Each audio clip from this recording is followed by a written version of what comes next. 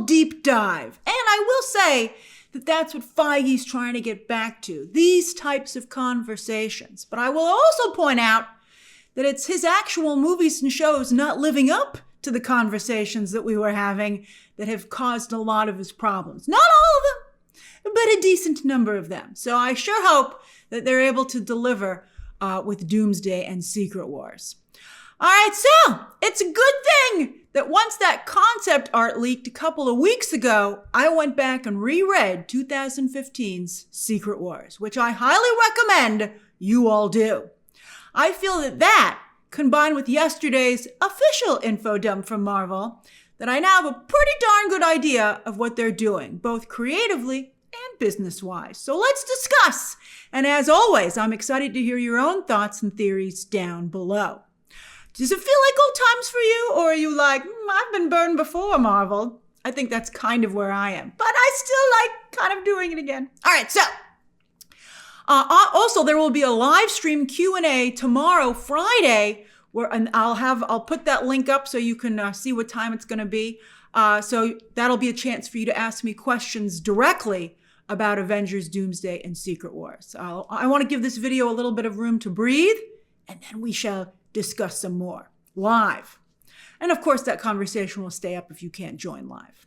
All right, now let's start this conversation with the business side. And since there's so much to go over in this video, so much information, I am using chapter times. I don't always do that for news videos and deep dives, but I think this one needs it. Okay, so obviously Marvel and Disney overall desperately needed to change the conversation. Captain America 4 and even Daredevil are not hitting like they were supposed to. Snow White? Yikes! Down to a pretty obvious smear campaign on Tuesday that blew up in the studio's face.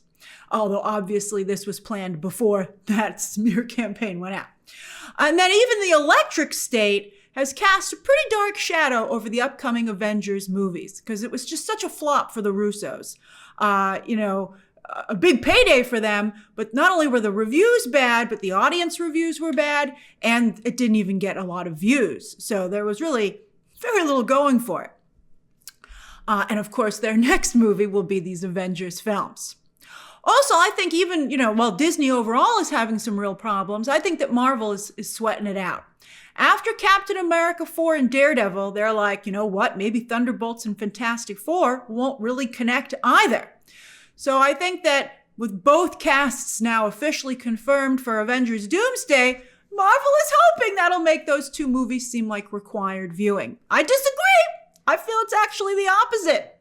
I think it makes those two movies now seem superfluous. And it totally spoils Thunderbolts. Many fans had guessed from the ad campaign that only Taskmaster wouldn't survive. And it seems that is true. And also, I just think it puts everybody's attention on Doomsday, which doesn't come out until next summer. Comic-Con fell beautifully right after, right as Fantastic Four was going to hit theaters. And I think if Marvel wasn't so nervous, it would have made more sense to then put the pedal to the metal and be like, okay, great. Now we're going to focus on the next movie. But that's not what they did. So what did I think of Marvel's publicity stunt? What did you think? I'd be curious to hear down below about what your experience was like yesterday. So it did. Avengers Doomsday did trend all day yesterday, to the credit of, Marvel and Disney publicity. That's what they wanted. All day. And that's what a lot of people said. They were like, you got 10 million people. What was it? I think when it was airing, it was like around 6 million people were on the live, not on YouTube, but on Twitter. It's so funny when you think how many people, there's billions. There's like, 8 billion people in the world right now, but we got 6 million on this live stream. That is impressive.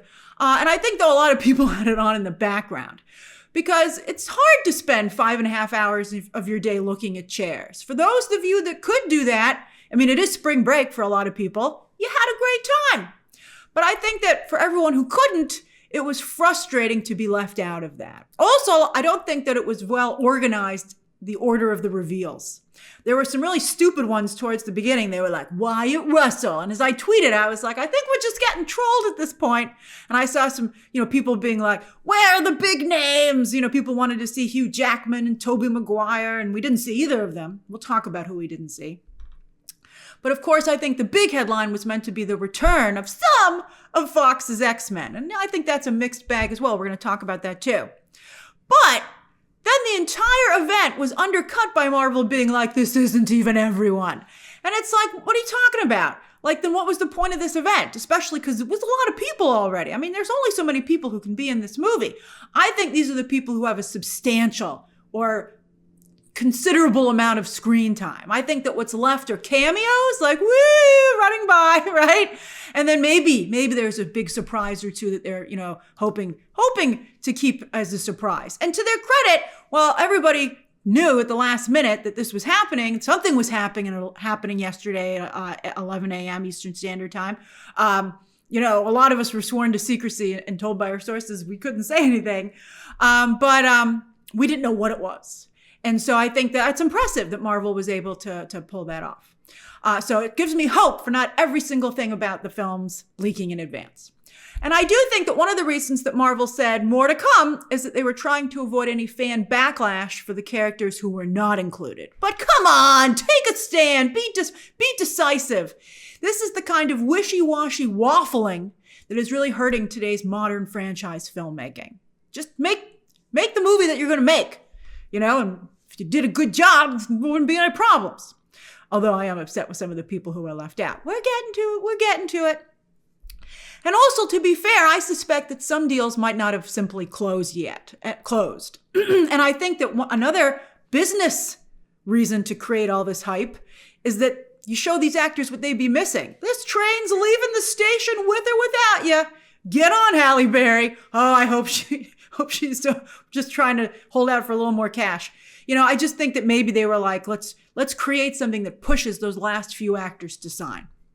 So who wasn't included? Well, we're going to get to it. But before we talk about that, we can't really talk about that until we talk about what Avengers Doomsday is actually going to be about. And I have a very strong feeling now of what that is. Because, then we can really understand why some people might not be in the film and why it would make sense that maybe they weren't in the film. Now, the bulk of 2015 Secret Wars comic book takes place in a new reality where Doom is God. God!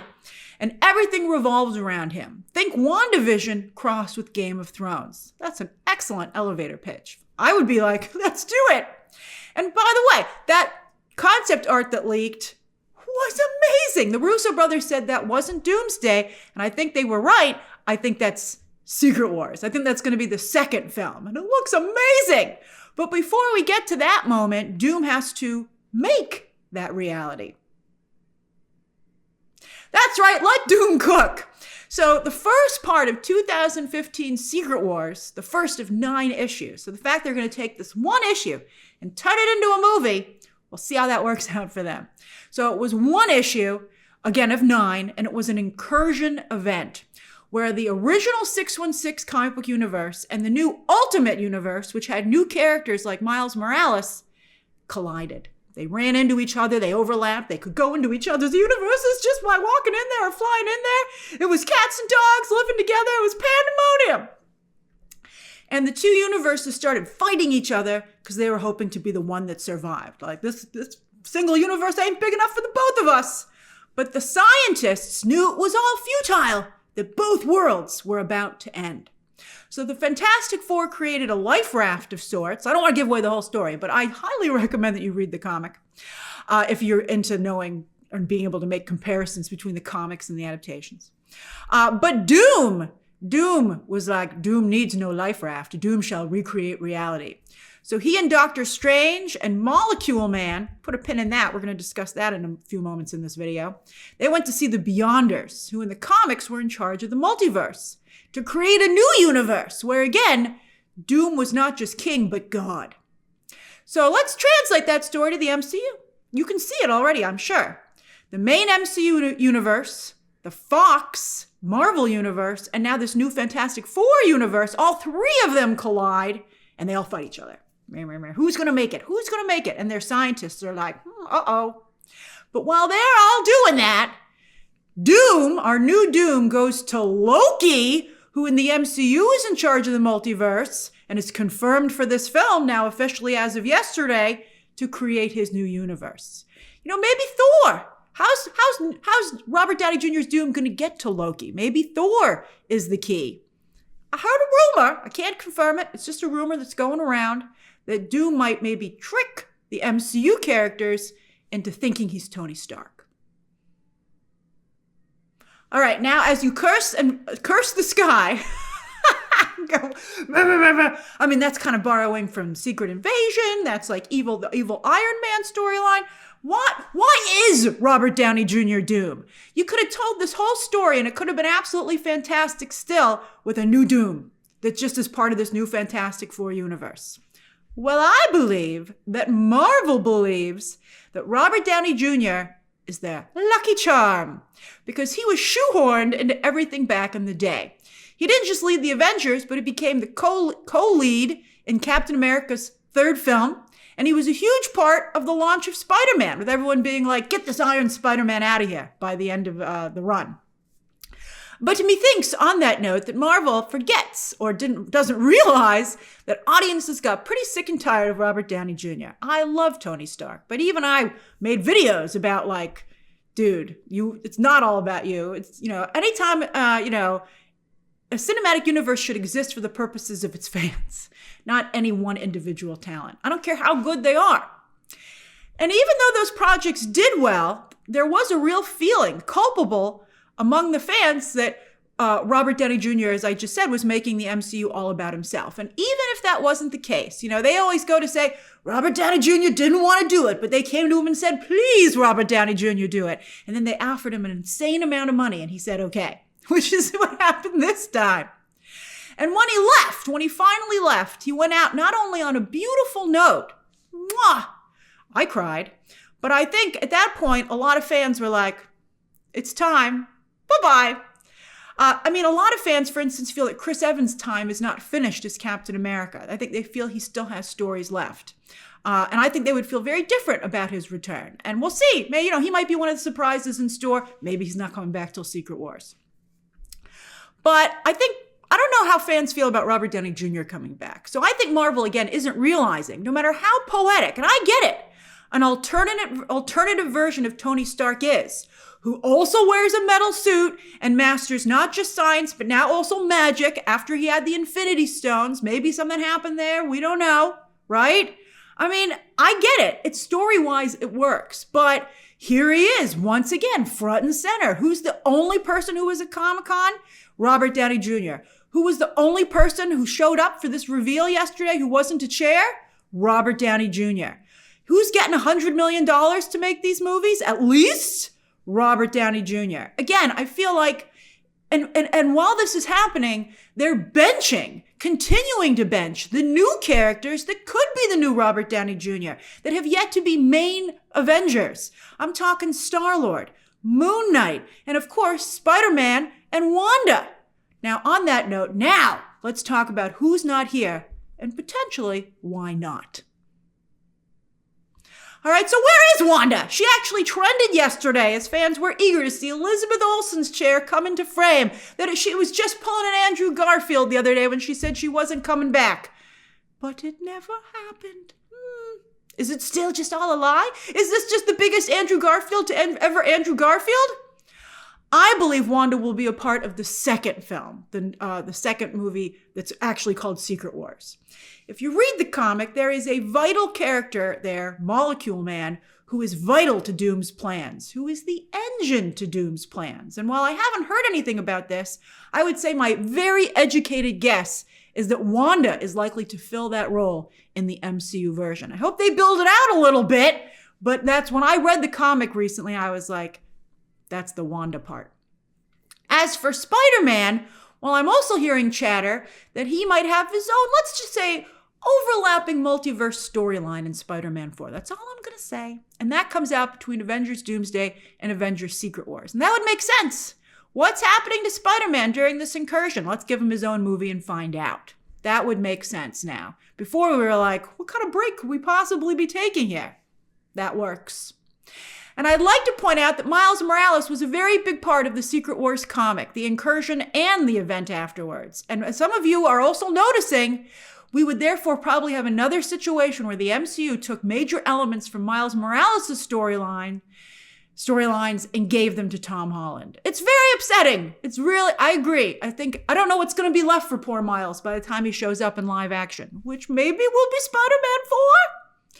Based on what I'm hearing, it would be ridiculous if he didn't show up in Spider-Man 4. But it's not like other parts of this aren't ridiculous already. Like, where are all the ladies?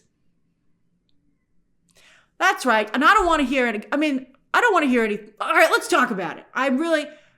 This is frustrating to me. All right, so there are 27 characters. 27 characters were revealed yesterday. Only 5 of them were women. Now, sure, the Russo brothers, again, all right, so let me finish. So now, sure, the Russo brothers have never been big on female characters. It's true. And to be fair, when the Avengers were at their most successful, they weren't either. They really just had Black Widow, and then other female characters would come in for assists. And we'd be like, we sure wish they'd get more screen time. And then Disney Plus came along and caused a whole lot of more problems. But I think, well, we're going to get to that in a moment. So anyway, the MCU has, also to be fair, had some major missteps with female characters, most notably Captain Marvel and She-Hulk. Although, I feel not having either one of them or both of them on this new Avengers team is not only a very real missed opportunity, but a missed important opportunity to fix these characters and to repair their relationship with the fans.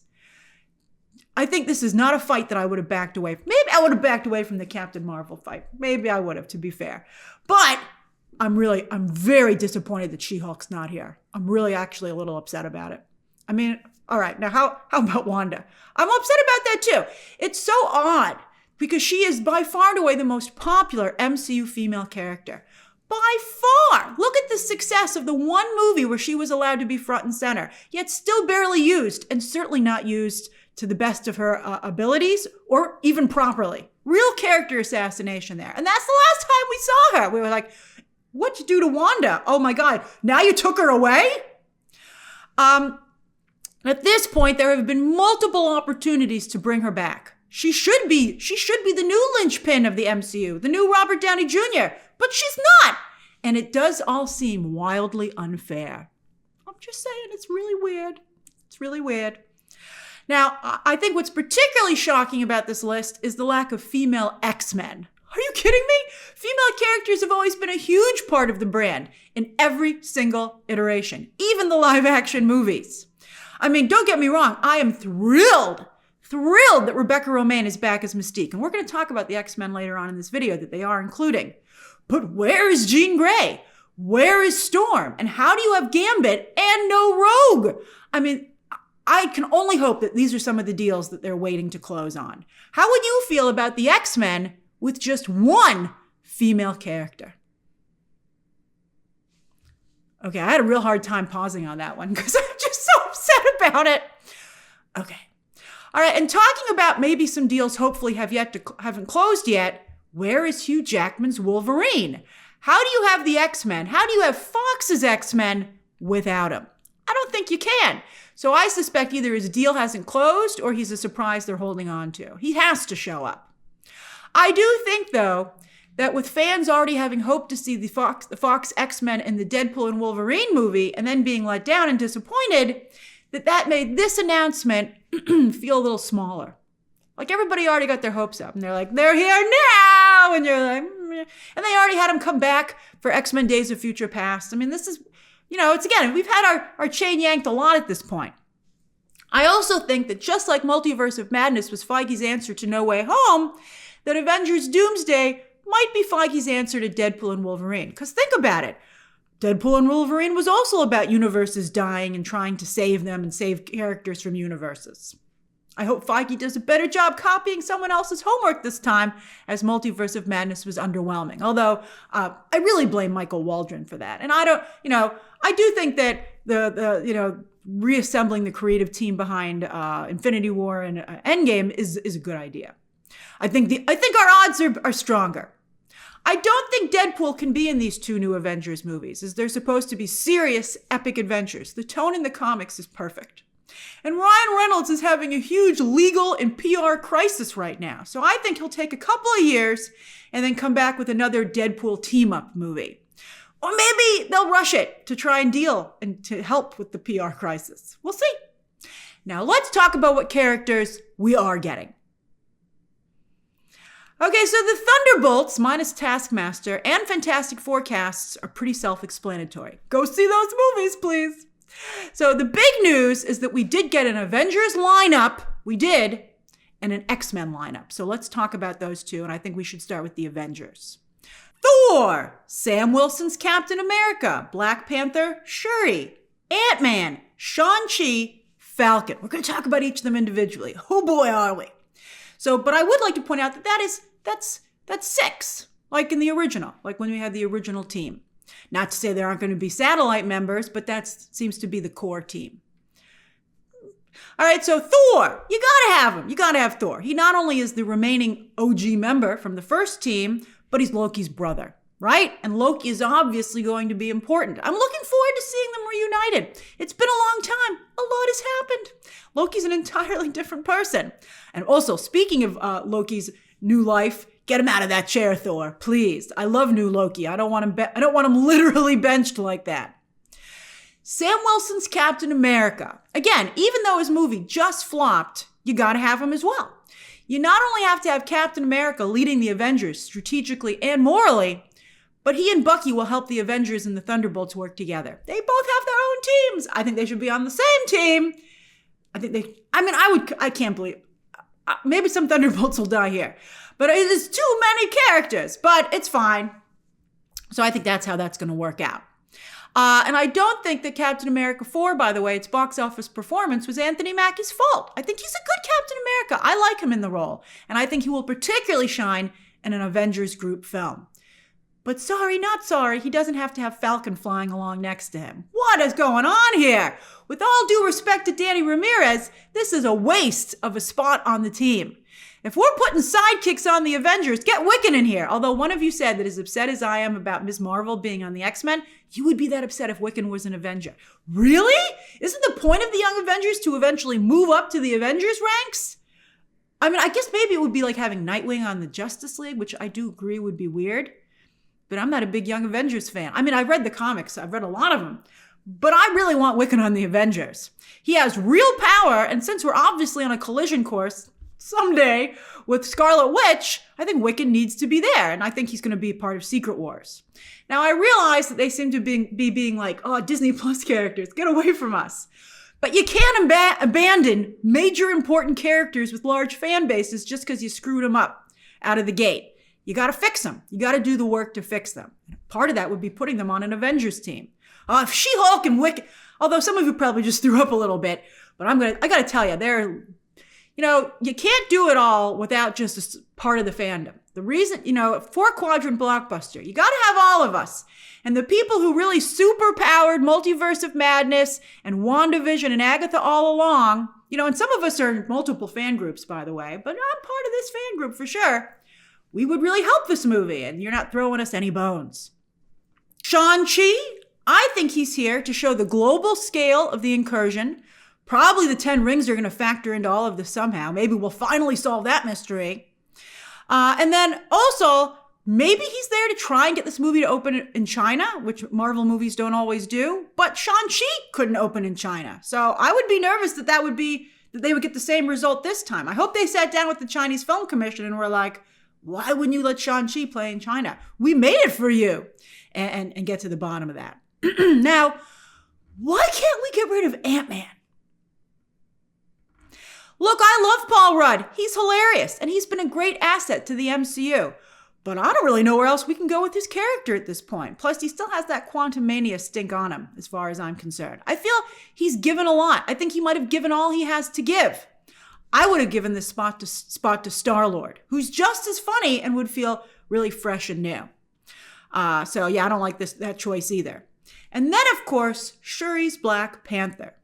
Not only should a Black Panther always be on the Avengers team, T'Challa never got the opportunity. The T'Challa, who was such an important part of the Secret Wars comic, is not going to be in this story. That's going to really bother some fans. It really will. And Chadwick Boseman's T'Challa never got to be on the Avengers. I mean, he was in Avengers movies, but he was never really on the team.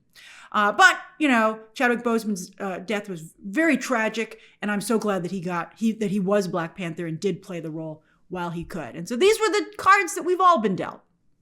And I do like Shuri's Black Panther. So she will become obviously the team's new science expert, taking over for Iron Man, and now obviously going up against him to some degree. And she also brings tremendous power and wealth with the nation of Wakanda. In fact, as I've said before, I wouldn't be surprised if the Avengers were operating out of Wakanda. I mean, I know President Ross did have that little talk with Captain America, but I think that might even push Sam Wilson to agree to having the Avengers outside the United States. I mean, Wakanda, President Ross called them an isolationist nation, but others would call them neutral on the world stage. And also, therefore, if the Avengers are based in Wakanda, that would make sense why M'Baku is going to be in the movie, because he's currently the ruler of Wakanda. And then Namor also is in play, Wakanda's uneasy ally, right? And now also everybody's like, we got to have Namor because he's got to get it on with Sue Storm. They got to flirt up a storm. But I don't know if there'll be time for sparks in Avengers Doomsday, because again, if you've read the comic, the incursion was particularly traumatic for the Fantastic Four, and that's all I'll say if you haven't read the comic. Okay, now let's talk X-Men. Hoo boy, this is important to a lot of us, and I'm very happy, by the way, that both James Marsden and Alan Cumming, who are coming off of 2 big streaming hits, by the way, I see you, Marvel, they're like, ooh, let's get them in here. I'm glad they'll get the chance to finally play more comic book accurate versions of their characters. I think they both have it in them. I think they're both very well cast. They just never got the chance with the Fox movies, the way they were put together. And we know Kelsey Grammer is going to look amazingly comics accurate as the Beast from his brief cameo in the Marvels, which I think further proves that Feige, who started his career with Fox's X-Men, is going to go full circle by making them all comics accurate. Can you imagine the rest of the X-Men getting the same, the rest of the Fox X-Men getting the same comics accurate treatment as Wolverine and Beast? Wait a minute. Does that mean Rebecca Romijn is going to wear the white dress? I don't know how fans are going to feel about that one. Now, yes, there's a lot of pressure on Romijn, not just to erase the horrible memory of Jennifer Lawrence's Mystique. It's burned in my brain. Get it out. I like Jennifer Lawrence, but she was horrible in that role and really she was a large part of why Fox's X-Men died. But anyway, a lot of the success of Rebecca Romijn's version of the character was sex appeal. And that's not big in the MCU, at least for female characters. She'll have to morph into a guy, and then she can be really sexy. I just hope they do right by Romijn. I wouldn't be opposed to seeing her in the white dress in one scene, but if she's wearing it all the time, stay off the internet, Feige. All right, Patrick Stewart and Ian McKellen could play these roles in their sleep, so they'll be great. To some degree, again, we're like, we've done this a lot already, but it'll be fun. They'll come in, they'll say a couple lines, they'll get out. But wow, a real curveball with Channing Tatum's Gambit. Whew, what a happy ending to this guy's story. 10 years later, he's not only back, but in a major way. Will he be as comedic as he was in Deadpool and Wolverine, or more serious to fit with the rest of the group? I think a mix would be good. I want more of that sweet, sweet Gambit action we got just a glimpse of in Deadpool and Wolverine. But Tatum is very funny. He can do romance and drama, but he's a really particularly strong comedian. So I hope they don't dial down that aspect of his version of the character too much. But as I said, how do you have Gambit and no Rogue? Especially since Anna Paquin was already so close to getting to do right by her version of the character with X-Men Days of Future Past, but then that part got cut from the movie. Anna Paquin is even a good age match with Channing Tatum. I really hope that she is a character that either hasn't had a deal close or she will be a surprise. And again, speaking of female characters, I think that many X-Men fans will be deeply upset if Storm and Jean Grey are not also included. So get on that, Feige. That could be really an insurmountable problem for the film. Whew! As I said, a lot of info, a lot revealed. We're getting a much clearer picture suddenly, and I think therefore Thunderbolts and Fantastic Four get less into focus as a result. But anyway, I now firmly believe that this is how Avengers Doomsday and Avengers Secret War will divide up and adapt the 2015 comic book storyline, and how Spider-Man 4 will fit into the mix. I have just one question now, one big question. Well, I have obviously a lot of questions, but this is the biggie. If Fox's X-Men are going to be such a big part of these 2 Avengers movies, or at least Doomsday, How will Feige then introduce his own X-Men? And does he still plan to? Maybe he'll do a next generation of X-Men, like a Generation X or something like that. I wouldn't totally be against that as an X-Men fan. I think that could be really interesting. And that would solve some of his problems of keeping the actors who can still play the roles for probably a couple more years or till they're 90. But how would you feel about that? I kind of would not be against that, maybe. But I like to experiment and play around with things when many of you do not. So that's the one piece of this puzzle that doesn't still quite fit. Not to mention, with the exception of Storm and the Thor Corps, she didn't have a big role there either, and Mr. Sinister, who actually did have a big role in Secret Wars, the X-Men aren't really a part of that comic. They could potentially take over the small but important Captain Britain part of the storyline with his supporting characters, who goes up against Mr. Sinister, so that would even make sense. And there is an important Inhuman character in the mix as well. Also, speaking of characters who show up, will the Russo brothers bring back Thanos and his Black Order too, or are we getting kind of crowded? I think we're getting kind of crowded. It's not going to be an exact adaptation, but I don't know, it's interesting. There are some things that I think are a great change, and there are some things that I think are blasphemous and sacrilegious. So we'll see.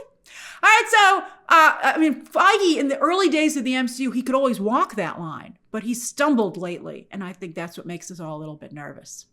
All right, so what do you think? Thanks for joining me for this deep dive. Share your thoughts down below. Subscribe today. And of course, as always, you can check out some more videos right now.